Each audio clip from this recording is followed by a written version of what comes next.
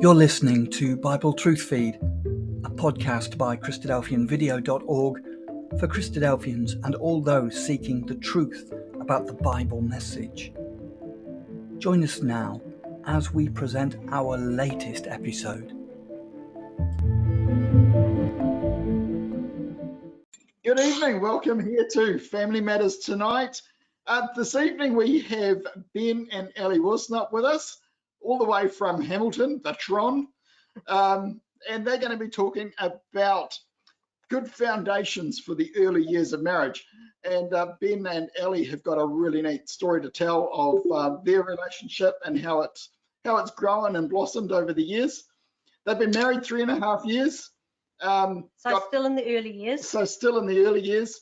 They've got baby number 1 on the way, which is very exciting. So yeah, we're looking forward to talking to them tonight. So welcome, Ben and Ellie. How did you both meet? So we met at an Easter camp, or what, we were about 17 odd? Yep, give or take. Give or take.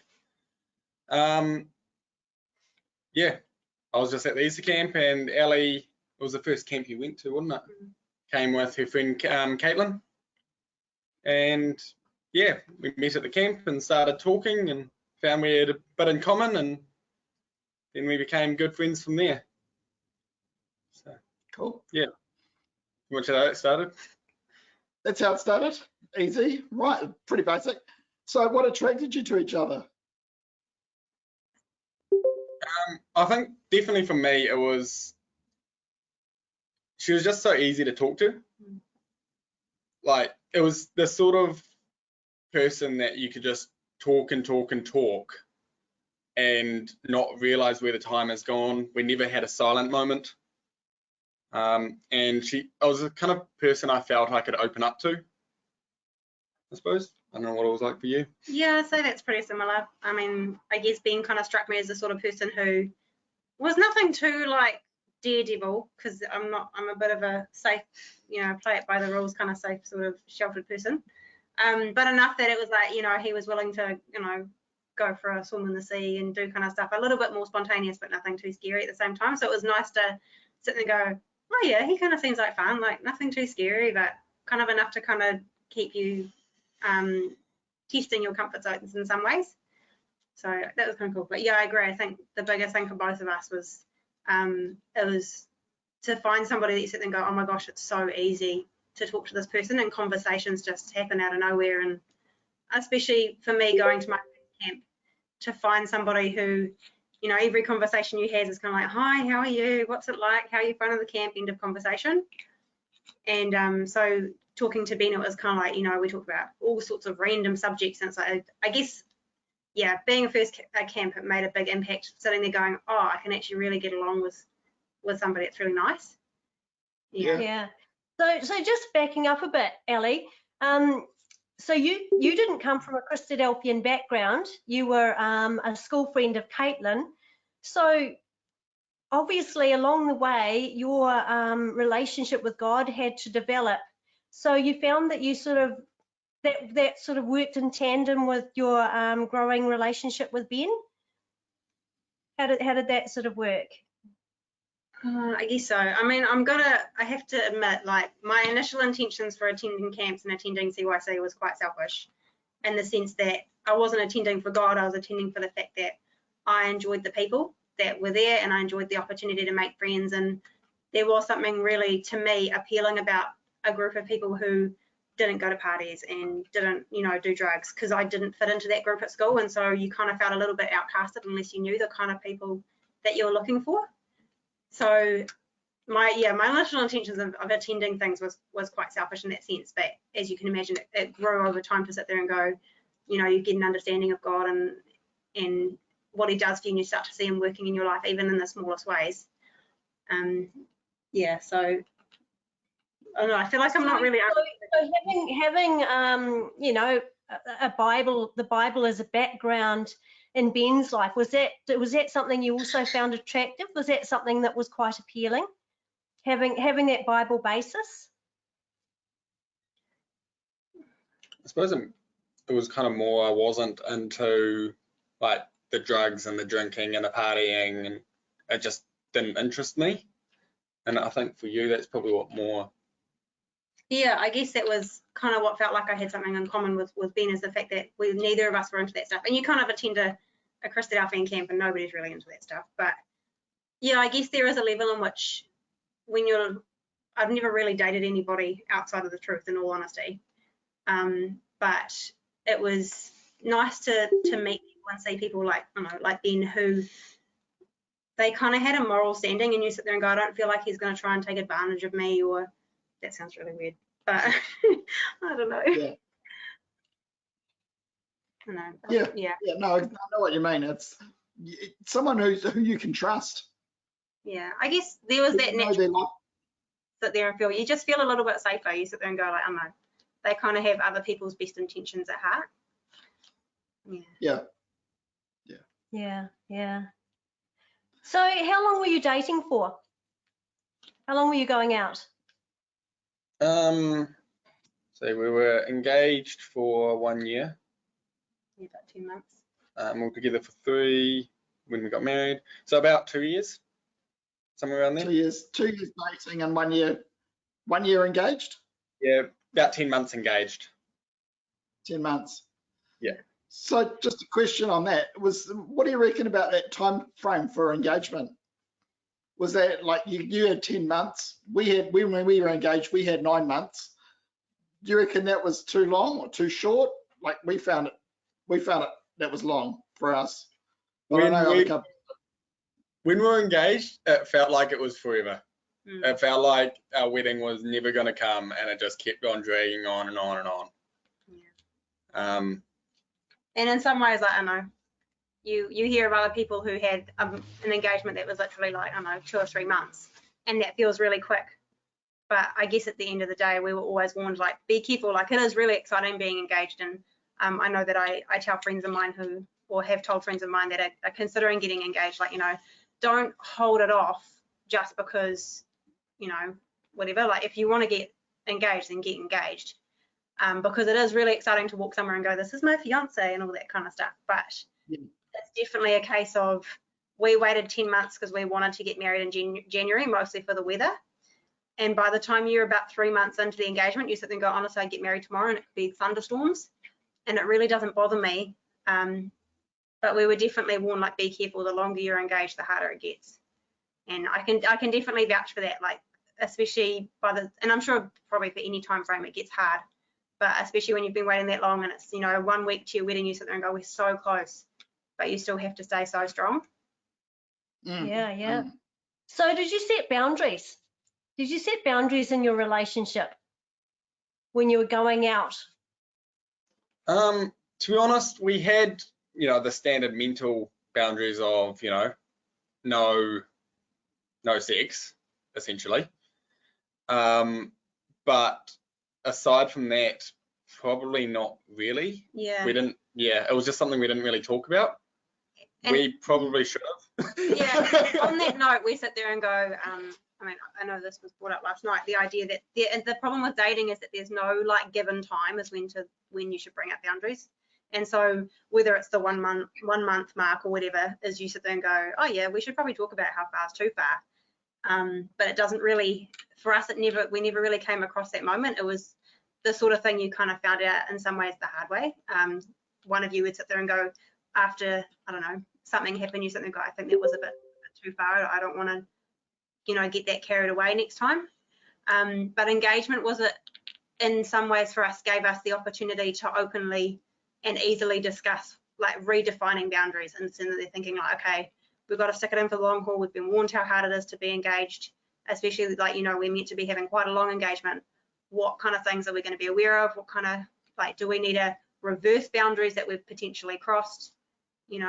Are we being realistic with the boundaries? That kind of stuff. So we didn't have them in dating, and we both agree that it would have been nice to have them, or interesting to see how it could have turned out with them. But engagement, we definitely reevaluated, and I think it was easier, but also a good idea. Yeah. So you did find that really helpful, evaluating boundaries at that point in time? Yeah, it definitely gives you the opportunity to sit there and go, I guess mentally preparing. And I've always explained it to friends of mine. Again, we kind of got married before several of our friends got married, so it gave us the chance to sit there and go, please try and learn from the mistakes that we made. And it's one of those things, having talked about boundaries, even if it's the sort of thing you might not want to discuss with your parents at a really young age before it even becomes an issue, just so that if you ever come to that moment, you kind of have that flashing light that sits there and goes, I think I'm going a bit far. Because if you don't discuss them, you don't have any sort of line that you're crossing. Yeah. Definitely. So what would you say to, what would be your advice to someone who's going out at the moment? You know, if you got a young couple who's going out before they get engaged, what sort of, would you encourage them to have that discussion? Or would you say, well, wait till you're engaged? I would say probably the sooner the better. I suppose because that way it's out on plain paper. Everyone knows where they're at. There's no questioning this sort of thing. Yeah. It's sort of a bit awkward in a way because you're sort of presuming you're going to go a bit further, I suppose. Yeah. So I suppose once you both kind of reach that stage where you will, you know, reach that stage of, I think I'm in this for the long haul now. You know, I feel like this is going somewhere.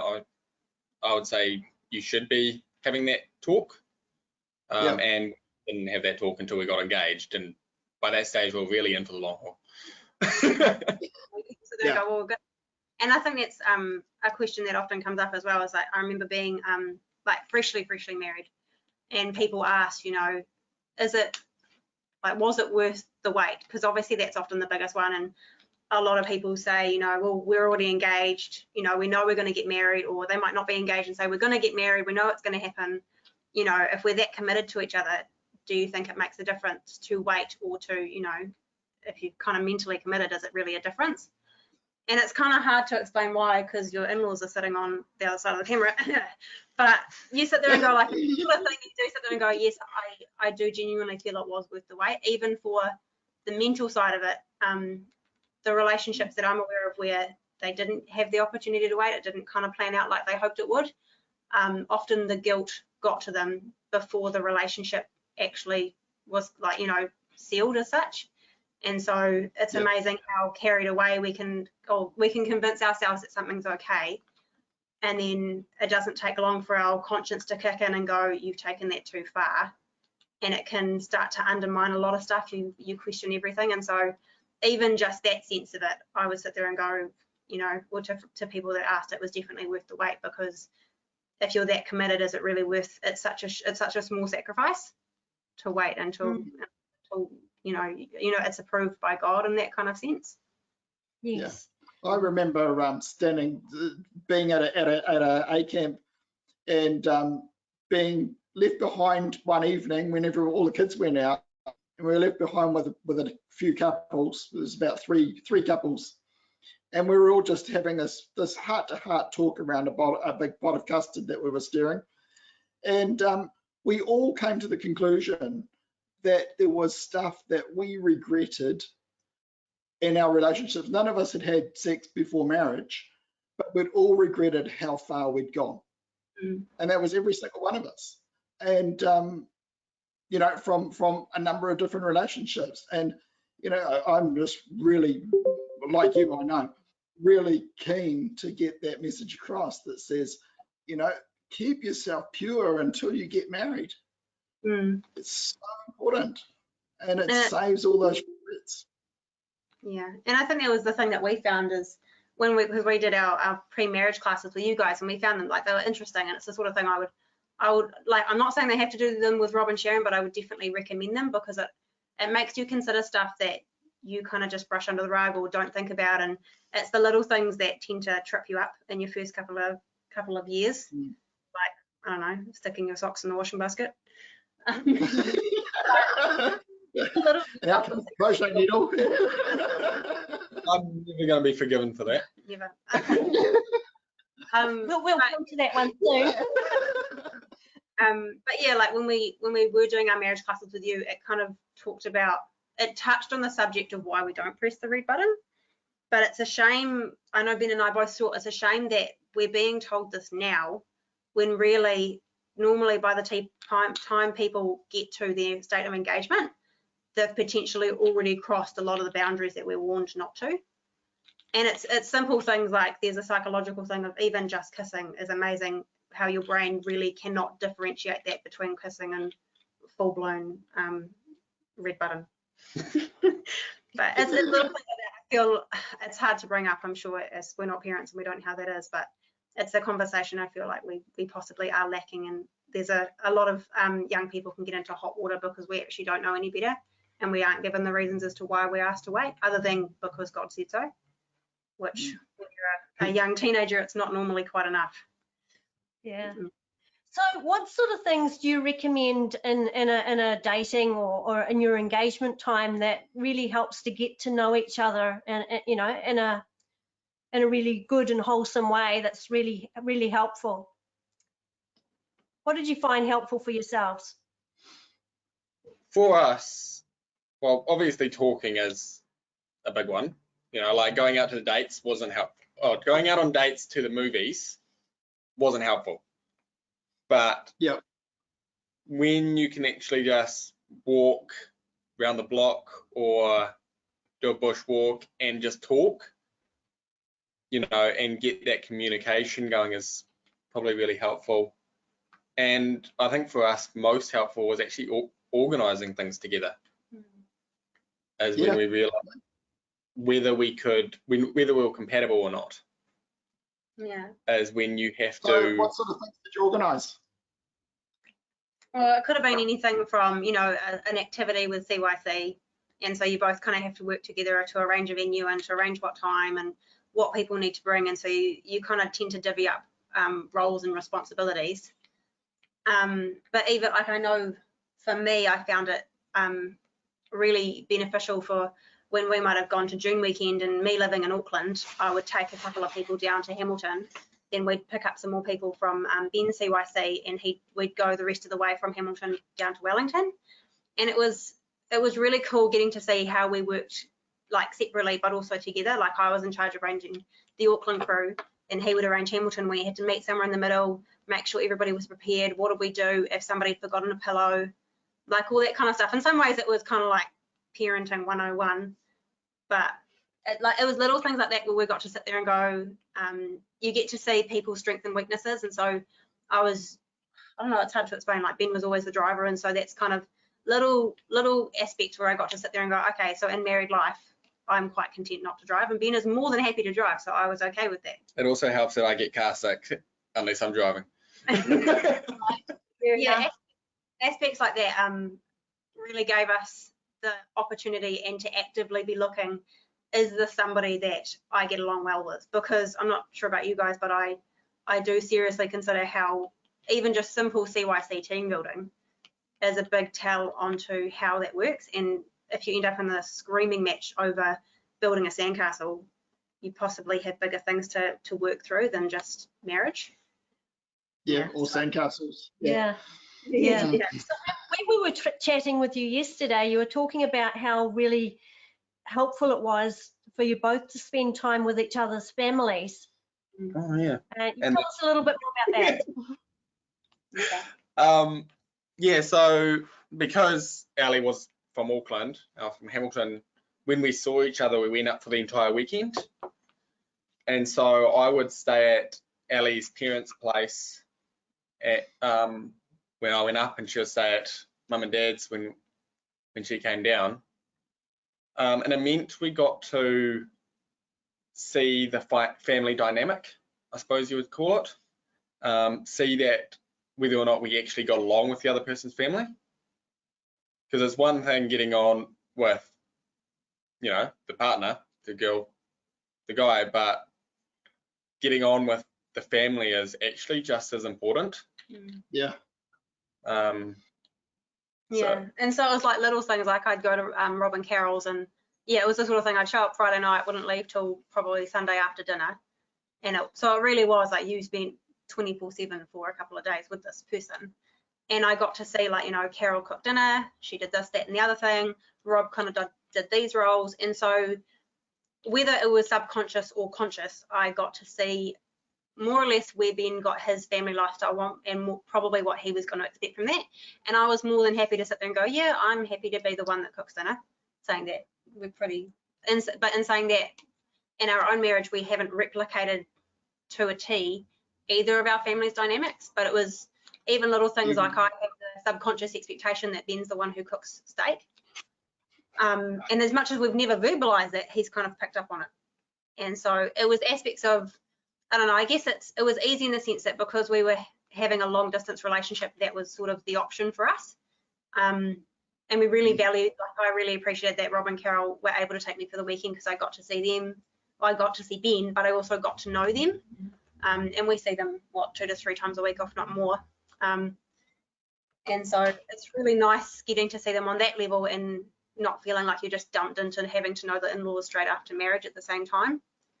And so it'd be the sort of thing, like, if like parents and the couples were comfortable with that, even if you were both living in the same city, if you could have the opportunity to spend the entire weekend staying with their family, it's really beneficial to see the dynamics and how that works. And even small things like, do they do the readings at night?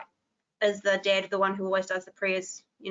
Who kind of is the little details that help you to work through the bigger issues in marriage? Well, not, I don't know, for us, issues are probably different issues, but yeah.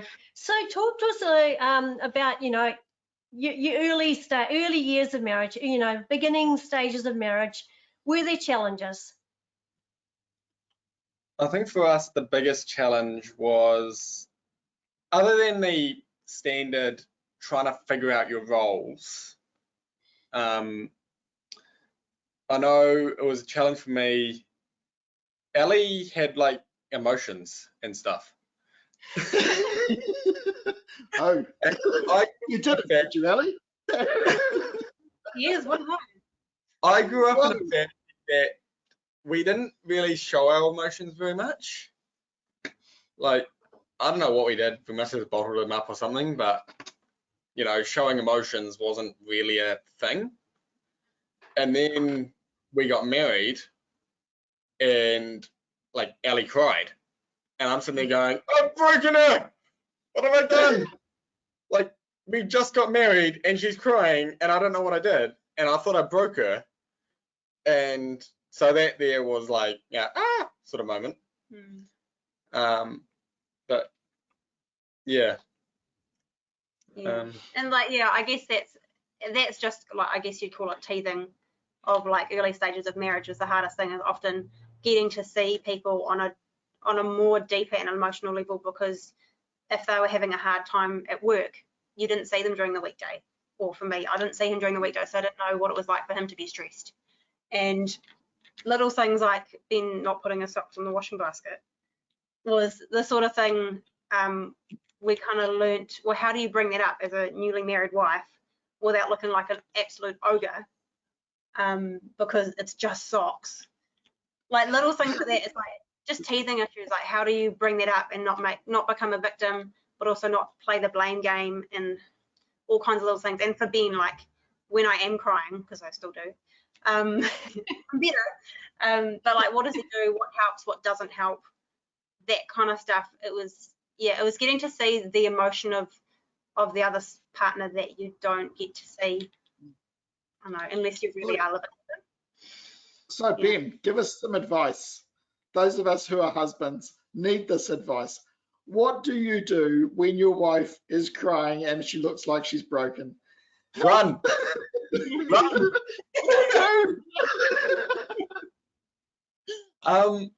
What I found worked for me, after a lot of trying to fix her, because I'm a mechanic, and when something's broken, I fix it. So after a lot of trying to fix her, I realized that isn't actually what she needed. What I found she kind of more needed was just straight out support. Go in there with a cup of tea. Like if you see that she is crying, go in there with a cup of tea, ask her what's wrong, be there to listen with her. And let her know that you're there. And then, to be honest, I just kind of let her there, let her cry, let her be with her emotions a wee bit, and just kind of come back out into the lounge and do whatever and just check on her, make sure she's okay. But I've kind of semi given up on the thing of trying to fix her, because Okay. Is that helpful, Ellie? Yeah, I'd say, well, I think what we've discovered is normally I'm quite a rational person, but there are particular times of the month when I'm a little bit more irrational. And so a lot of the time I was crying, it was completely, there was no reason behind it. And in the sense of, one of the reasons Ben probably felt like he broken me is that I had no idea why I was crying. And so it was stupid things, like I could be absolutely fine, and then 2 minutes later I'd be absolutely bawling my eyes out. And I remember beating, like, you know, literally beating yourself up mentally, being like, why are you crying? You're so dumb. There's no reason to cry. You're absolutely happy. He's not doing anything. Why are you crying? And it wasn't directed at Ben in any way, but was Ben what was saying about how he kind of said, you know, it's okay, you know, just come out when you're ready. It's no dramas. I'm just going to be here. Give me a shout if you want a blanket, or, you know, do you want a hug or anything? It was amazing how I could see the progression and how quickly I actually started to get over that. And it's much, like, you kind of feel like it's more normalized, especially when I couldn't put my finger on why I was sad. And so for Ben to sit there and go, it's okay, you know, like, I still love you, like, I know you don't know what you're going through right now, but it's okay, like, I'm over here if you need me, kind of made me feel like it was okay to feel broken. And so it made it much faster in that sense for me to get over it, because I didn't feel like, I wasn't beating myself up as much for not knowing what was wrong. And so, yeah, in that sense, that made a big difference for me. But that's the hard thing. Like, my tears were probably, again, like, it was probably hormonal, just irrational, kind of no reason to cry. So I got over it in a similar manner to why I started crying in the first place, which is potentially different to when there is something like actually wrong, and it's more than just not putting your socks in the washing basket. Yeah. But yeah, we did find there was one particular reason that did make it quite rough on our newly wed marriage, I suppose. And when we got married, or just before we got married, we decided for Ali to go on the pill for obvious reasons. And what we didn't realize is it played havoc with her hormones. And you found that you would be happy as 1 second, and then the next second you would just feel depressed and bawling your eyes out for, as she said, she couldn't figure out why. Yeah. Similar issue. Yeah, and there's, I don't know, I guess there are aspects in which, like, that those kind of contraceptives don't work for everybody, and there's a lot of different options out there, but it was one of those things, like, I don't feel like they always tell you about the side effects, and for us that was a massive side effect. And especially for the first, like, 6 months to a year of marriage, we had absolutely no idea why I was so upset, and it really made it difficult for us to feel like we were happy and we'd made the right decision when we had additional factors kind of playing into it, on top of simple things like finding a routine, whose role it was to put out the rubbish, you know, and that kind of stuff. Making up your own methods while living together is hard enough on its own, let alone when you've got other factors. Yeah. So did you ever have any point where you went, what have I done? Who have I married? You know, did you ever have a point where you were, really wondering what you got yourself into? What have I done now? I've committed to it for the rest of my life. I think we all go through little thoughts of like that, but to be honest, they got shut down pretty quick. Whereas I just sat there going, no, you're being an idiot. Like, you got the best girl you could ever have. Like, you know, I'd never had any thoughts, like any long-lasting regrets about any of our marriage or any of our relationship. That's good. Yeah. Yeah. Yeah, but I think we brought it up last night about the idea that I think we've lived a very privileged life. In a lot of ways, we feel like we're not really qualified to even be considering this topic for good foundations for early marriage, because we've had it really, really easy in a lot of ways. Like, you look at what some people have gone through and I sit there and go, I feel guilty for saying it, but part of me is almost waiting for God to pull the rug out from underneath me and sit there and go, you know, you've had it pretty good till now, but you know, here's your hard patch. And so, like, having our families, like both mine and Ben's families, are incredibly supportive, and they're both really rational people. So, like, I'm not gonna go like, no, we both got people to sit there and go, we don't know what we're doing with this. Is this normal? Did you guys struggle with this? It was nice to have people around us who, you know, have obviously been married for several years and could sit there and go, you know, we struggle with that too. It's completely normal. You kind of get through that. Yeah. So, I think having our families there were probably the most important thing of our marriage as well, or at least one of the most important. Like, it's amazing how much we still rely on our parents. it's interesting actually how I feel like as teenagers, do you kind of like rebel and sit there and go, my parents are dumb, what do they know? They're like 150. They don't know what it's like. They don't know what it's like to be my age, that kind of idea. And then for us getting married, it was almost like a They switch. suddenly grew brain cells and they knew what they were talking about. Yeah, and then they I think we rely on our parents more, like for their advice, their kind of wisdom, their help. I mean, Rob and Carol come and help us with all kinds of things, like moving sparkles and other bits, all the time. And it's the sort of thing that's like we rely on them constantly. That is pretty much a 24-hour hotline. Yeah. That's That's great. Yeah. And Yeah. so I guess, like, I know there's a couple of parents that I saw sitting on there, and it would be the sort of thing of, if I was to say anything to a parent, it would say, just because your kids have got married, don't at all treat it like the birds have left the nest, kind of like hands off. In any case, like the first years of marriage especially, they need you more than ever, because they have no idea what they're doing, and they have no idea what they're doing as a good option.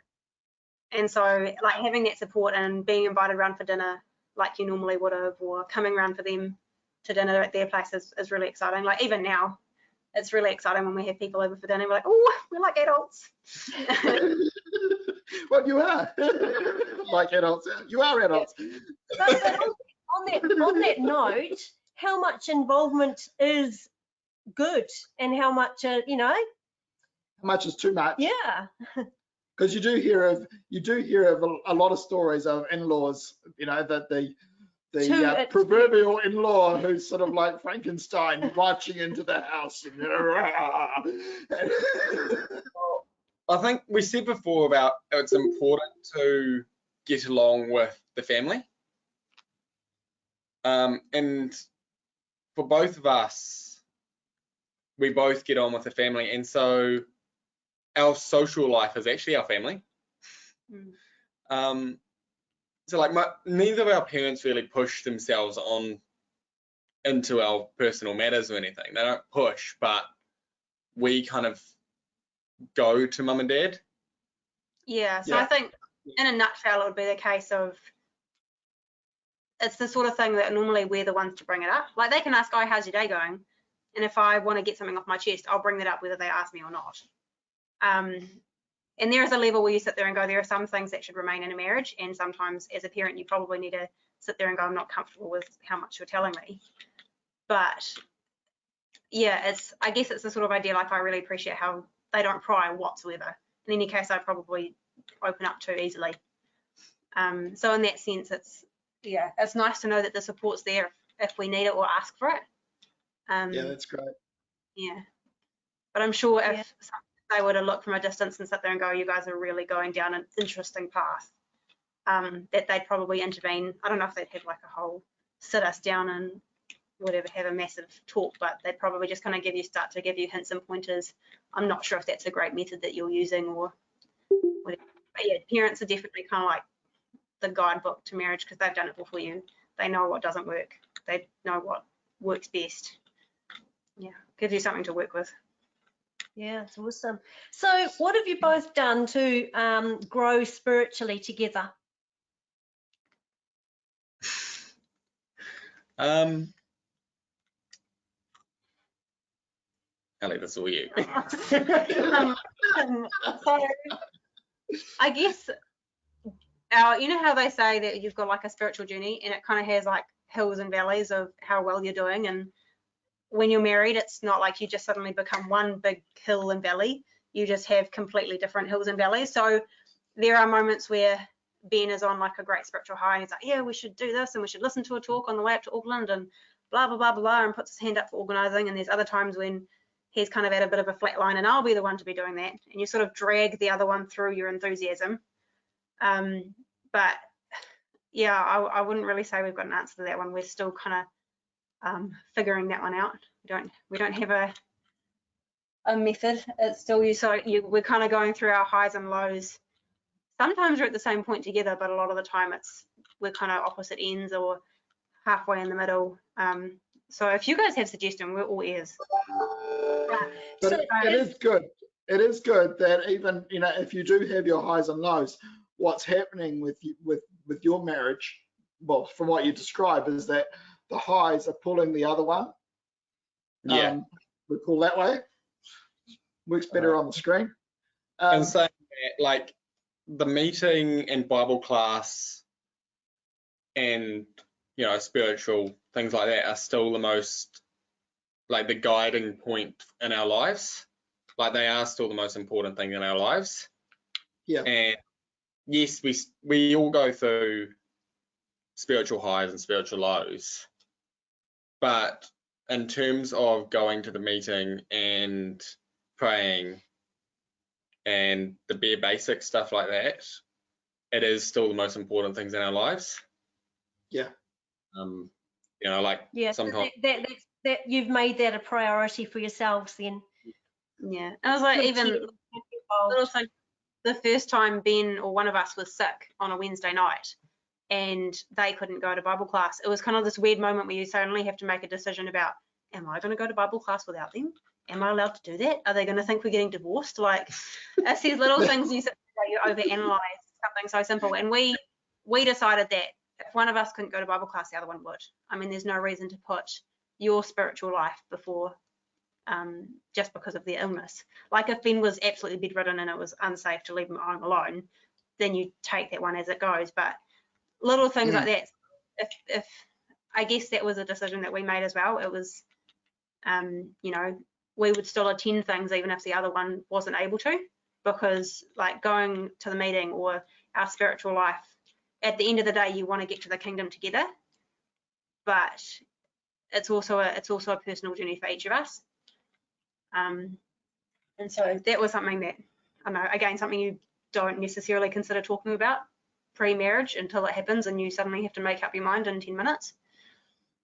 Yeah. So yeah. But yeah, like we still attend CYC, and we've kind of been discussing or not whether we'll continue once we've got a baby. Are we still going to do Sunday school once we've got a kid? All that kind of stuff changes based on your circumstances. And I know most of the reason we still continue to attend our CYC is that we don't have super high numbers, and so it's really easy for two people to go missing, and all of a sudden the CYC is halved in number. We're not quite that small, but you notice people are missing, and so the last it stopped going. And then when the 13-year-olds now get to 23, sit there and go, well, Ben and Ellie stopped going when they got married. You know, we're not married, but we're 23. Do we just stop going? And so I guess it's that idea as well. Like, you know, what sort of example are we setting for those below us or other people in our own age group? Just because we're married doesn't mean we don't need CYC, we don't need the socializing and all that kind of stuff that comes with it. Yeah. Yeah, and you are a great example. We've seen it. Yeah. sometimes Sorry? sometimes we question that. Have you had to deal with conflict? And what did you do about it? To be utterly honest, neither me or Ellie like conflict. Yeah. Both of us are the sort of person that in conflict we back down. which makes conflict kind of easy for us, because if anything gets into any sort of argument, we both go, nope, and hop in our little shells. Yeah, which is time to wind down, take 5 minutes, sit there and go, yeah, I was being pretty irrational. You know, one of us normally reaches a point we feel the need to apologise. So we're very, very blessed in the sense that since neither of us enjoy screaming matches, neither of us start screaming matches. And so we've never, I wouldn't say we've really ever had an argument. Not a big screaming, throwing thing argument anyway. Like, we've had discussions and disagreements. Yeah, and things we disagree on, but. And irritations like socks. Yeah, little things, and you sit there and go, you just bring it up in a bit of a gruff voice and they kind of get the idea. And for the matter on the socks, the reason they're on the floor right next to the washing basket is because I throw them from the other side of the room and miss.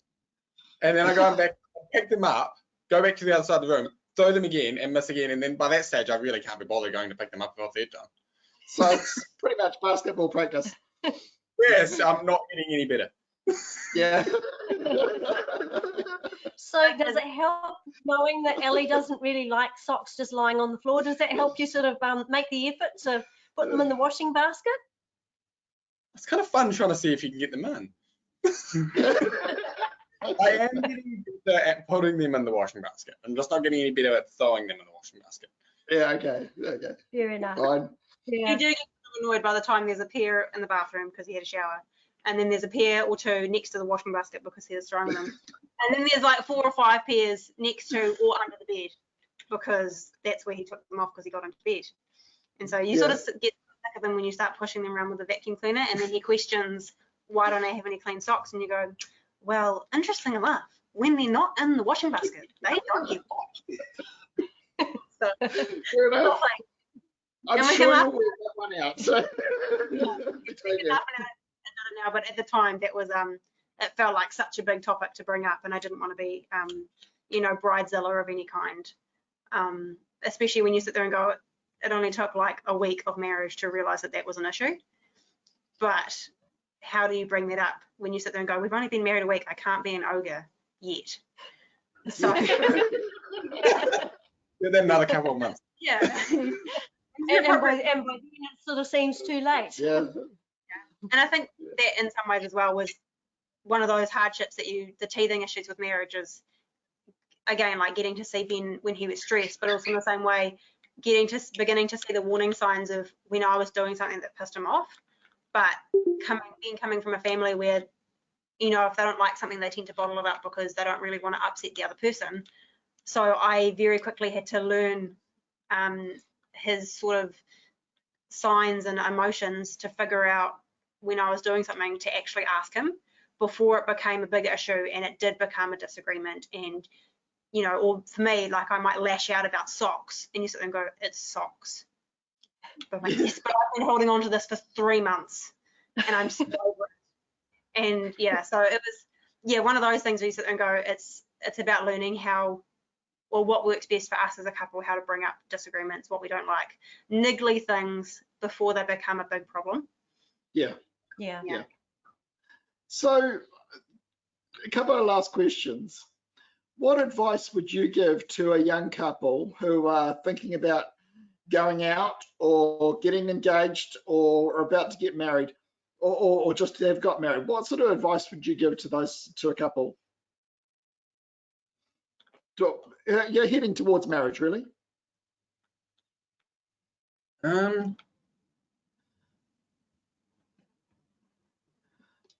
I guess it would be reevaluate boundaries. I think that would be a really important one. Like that's one that I would not skip over lightly. For me, it was also not listening to all those people, especially at work, that said marriage is dumb, that it's an outdated custom. You know, why are you getting married, sort of thing. Well, you're so young, why didn't you just live with them? Marriage to me is probably the best thing I ever did. Don't listen to all the people that say it's dumb, it's stupid. You know, you're too young. Yeah, and in that same way, like I'll second that. That was, yeah. Best thing I ever did too. Very much an advocate for young marriage as well. Like, I know it's easy for us because we were like, what, 20 and 21. But it's nice to sit there and go, like the first time we moved out, we moved into a house together. And so we got to sit there and go, where do we want to put the cups? That's a dumb place to put the cups. Little things like that where you get to build all the tiny steps. And it really is like you play little families as 5 and 6 year olds. And being married, like especially, I don't know, well, getting the first few years of marriage for us, even now, still feels like we're getting to play families for real life. Like you have people over for dinner and you have tea and coffee with people and you do baking and you make biscuits and all the little things that it feels like you are playing families in real life. I lost my train of thought. But yeah, that's, no, what else? Yeah, I lost my train of thought. Cool. Yeah, no, that's really cool. So moving on, what would, you know, from your first few years of marriage, what advice would you give to newly married couples? Or any couple to help them grow strong marriages. Yeah. I would definitely just say hang in there. For us, our relationship, it has only gotten better since we got married. Yeah, and like the whole, like don't, like for us, the first 6 months to a year of marriage were the hardest of all. And again, a lot of it's teething issues. A lot of it was additional factors. But it's the sort of thing like don't base it off the first 6 months. Yeah, and you grow closer the longer you're with them, and you reach a stage where, you know, you can't see life without them. You know, you couldn't do life without them. You know, if they weren't there, you would sit there going, I don't know what to do. This is, you know, literally half of me is gone. I remember when we were dating, actually, somebody was saying to us, like, you know, you've reached a pretty serious point in your marriage or in your dating relationship when it gets to a point where just because they're not going to CYC, you sit there and go, what's the point of going? Like, you know, it's not going to be any fun if they're not going to be there. And it could be anything. It might not be CYC. It could be rock climbing. It could be anything. But because they're not going, you sit there and go, oh, well, I'll go. But, you know, it's not really the same. And it's kind of nice to sit there and think like you've reached that point in your relationship and then you get to marriage and I don't know, I wouldn't say we're dependent on each other, but it is the sort of thing like it's just not the same. And so to reach that point in marriage where you sit there and go, you love this person to so many pieces that it's just not, it just, in a lot of ways, it doesn't feel like it's worth doing stuff without them. Like you don't want to go and do something by yourself because it's way much more, that's good English, way better to go do it with them or take them along with you because that's what you're doing, you're building life together. So yeah, absolutely, don't base it off the first 6 months of marriage because that's potentially going to be, you know, teething issues. That almost brought a tear to my eye, Ellie. Thank you so much for sharing with us tonight. You've been really great, open and honest, and it's some fairly difficult and taboo subjects that we traverse in talking about this. So thank you so much. We really, really appreciate that you've been willing to have this chat and share some of the highs and lows of what courtship and marriage has been so far for yourselves. Yeah, thank you. That was really amazing. Thank you so much, both of you. And I know you will have been an inspiration to a lot of people tonight. So thank you for that. Looking toward next week, we have another exciting marriage topic, actually, what to do when you really mess up. So we've discovered tonight that Ben and Ellie sort of withdraw into their shell. We're going to find out from Doug and Cindy Mogg next week what to do when they really mess up. And I have a feeling they're both sort of the rhino character, so they're going to be. So that'll be really interesting. See that perspective. The following week we have another topic, Twisting the Cube, Changing the Paradigm with Ron and Catherine Hoban. So that'll be a really interesting one. We're going to be looking at a story from their life. I'm looking puzzled about what that means. Yes. Watch this space. Watch this space. And if you want to receive any information, just email me at robert@thinkythings.com, and we will be able to, and I'll be able to put you on the Family Matters email list.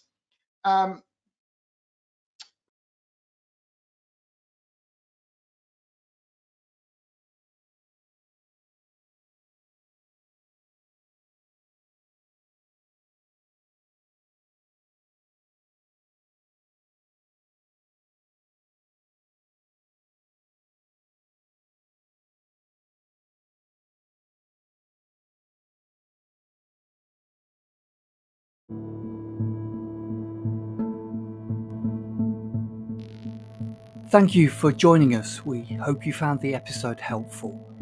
Don't forget, most of these episodes are also available as videos on our video channel, cdvideo.org. So head over and take a look. If you have any comments or questions or suggestions, please get in touch or leave us a voice message. We love to hear your feedback. You can email us at btf@cdvideo.org. If you enjoyed the episode, then please share it with others. Until next time, may God bless you in your studies and your walk towards God's kingdom. Amen.